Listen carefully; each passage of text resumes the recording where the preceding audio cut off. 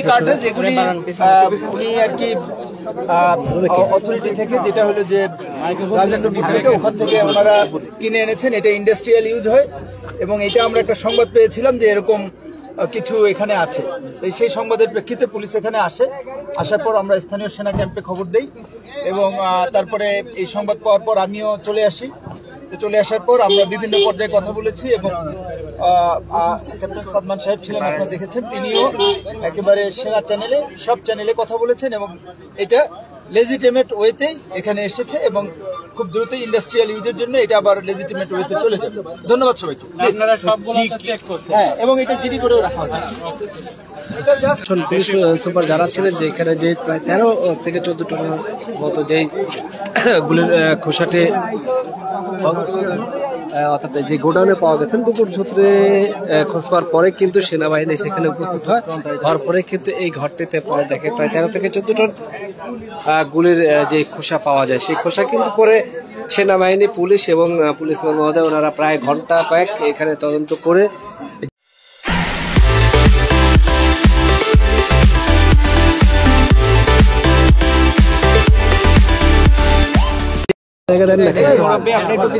MT cartridge যেগুলি উনি আর কি অথরিটি থেকে যেটা হলো যে রাজেন্দ্র থেকে ওখান থেকে ওনারা কিনে এনেছেন। এটা ইন্ডাস্ট্রিয়াল ইউজ হয় এবং এটা আমরা একটা সংবাদ পেয়েছিলাম যে এরকম কিছু এখানে আছে। সেই সংবাদের প্রেক্ষিতে পুলিশ এখানে আসার পর আমরা স্থানীয় সেনা ক্যাম্পে খবর দেই এবং তারপরে এই সংবাদ পাওয়ার পর আমিও চলে আসি।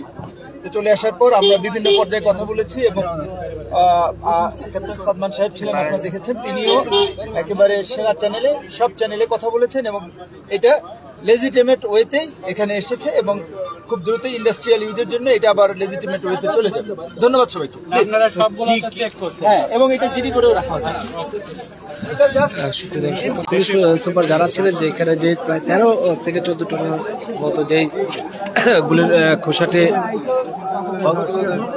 অর্থাৎ যে গোডাউনে পাওয়া গেছেন, দুপুর সূত্রে খোঁজ পাওয়ার পরে কিন্তু সেনাবাহিনী সেখানে উপস্থিত হয়। হওয়ার পরে কিন্তু এই ঘরটিতে পাওয়া দেখে প্রায় 13 থেকে 14 টন গুলির যে খোসা পাওয়া যায়। সেই খোসা কিন্তু পরে সেনাবাহিনী, পুলিশ এবং পুলিশ মহোদয় ওনারা প্রায় ঘন্টা কয়েক এখানে তদন্ত করে যে জায়গা থেকে কেনা হয় বিভিন্ন জায়গায় কিন্তু তারা খোঁজ খবর নিয়েছেন।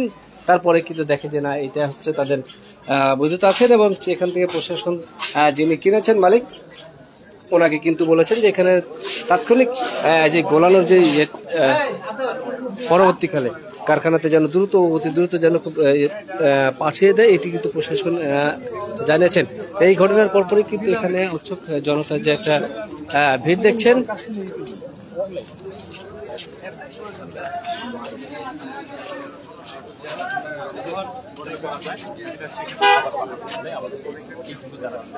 আর বৈধ লাইসেন্সের কারণে এখন পর্যন্ত তিনি কোনো আইনগত ব্যবস্থা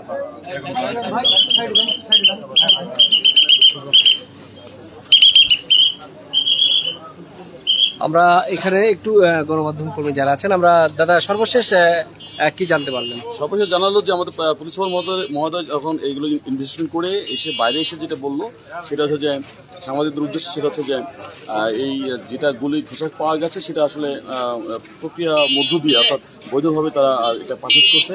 এটা আসলে মূলত হচ্ছে তারা এটাকে পরবর্তী যে ধাতবে রূপান্তরিত করে, সেই ধাতবে রূপান্তরিত করার জন্য এটা দ্রুত করে প্রক্রিয়াটা করা হয়, তার জন্য পরামর্শ দিয়ে গেল আর এই বিষয়টা জিডি করে গেল।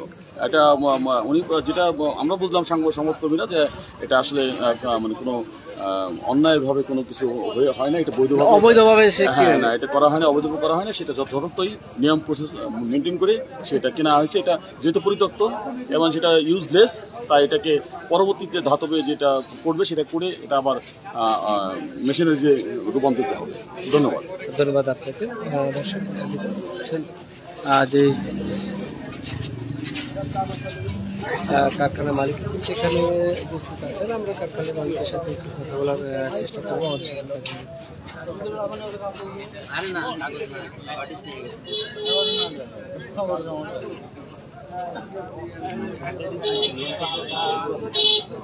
না পাওয়া যাওয়ার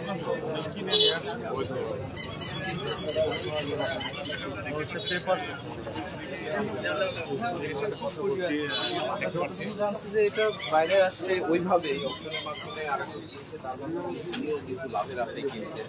আসলে ব্যবসায়ীরা ব্যবসা করে তো একটু লাভের আশাই, সেই জন্যই আর কি এইটা এই জনসম্মুখে চলে আসছে। যেমনটা আমরা আমির আকুলের কাছ থেকে শুনছিলাম, যেটা বৈধতার কারণে কিন্তু এই প্রক্রিয়ার মাধ্যমে কিন্তু এই যে গুলির খোসা, সেই খোসা কিন্তু কেনা হয়েছেন বলে প্রশাসন এখানে পুলিশ সুপার ঘন্টা কিন্তু তারা এখানে তদন্ত করে বিষয়টি কিন্তু নিশ্চিত করে গিয়েছেন যে এখানে যে মালিকটি দেখেছেন তার কিন্তু নিজের বাসাতে কিন্তু কারখানা, সেই কারখানাতে কিন্তু সে বৈধভাবেই জিনিসগুলা কেনা হয়েছেন বলে প্রশাসন জানিয়েছেন। পুলিশ সুপার জানাচ্ছিলেন যে এখানে যে প্রায় 13 থেকে 14 টনের মতো যেই গুলির খোসাটি অর্থাৎ যে গোডাউনে পাওয়া গেছেন, দুপুর সূত্রে খোঁজ পাওয়ার পরে কিন্তু সেনাবাহিনী সেখানে উপস্থিত হয়। হওয়ার পরে কিন্তু এই ঘরটিতে পাওয়া দেখে প্রায় 13 থেকে 14 টন গুলির যে খোসা পাওয়া যায়, সেই খোসা কিন্তু পরে সেনাবাহিনী, পুলিশ এবং পুলিশ মহোদয় ওনারা প্রায় ঘন্টা কয়েক এখানে তদন্ত করে যে জায়গা থেকে কেনা হয় বিভিন্ন জায়গায় কিন্তু তারা খোঁজ খবর নিয়েছেন।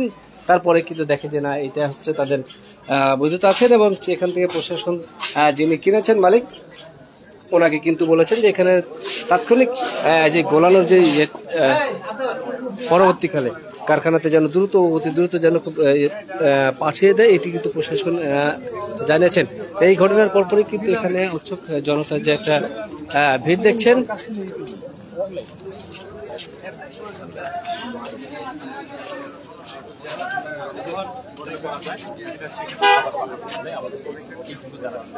আর বৈধ লাইসেন্সের কারণে এখন পর্যন্ত তিনি কোনো আইনগত ব্যবস্থা পান।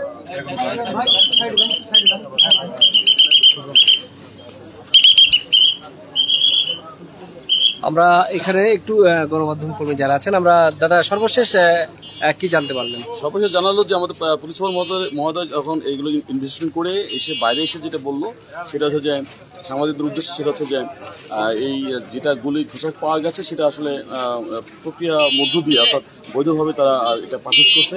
এটা আসলে মূলত হচ্ছে তারা এটাকে পরবর্তী যে ধাতবে রূপান্তরিত করে, সেই ধাতবে রূপান্তরিত করার জন্য এটা দ্রুত করে প্রক্রিয়াটা করা হয়, তার জন্য পরামর্শ দিয়ে গেল আর এই বিষয়টা জিডি করে গেল।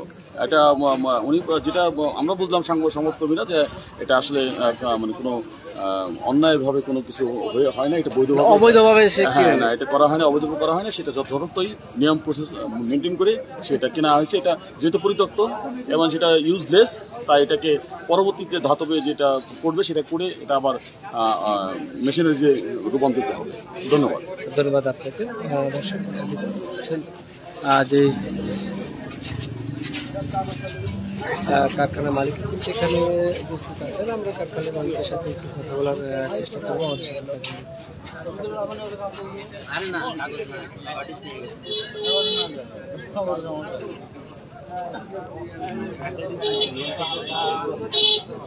না পাওয়া যাওয়ার কিনে নিয়ে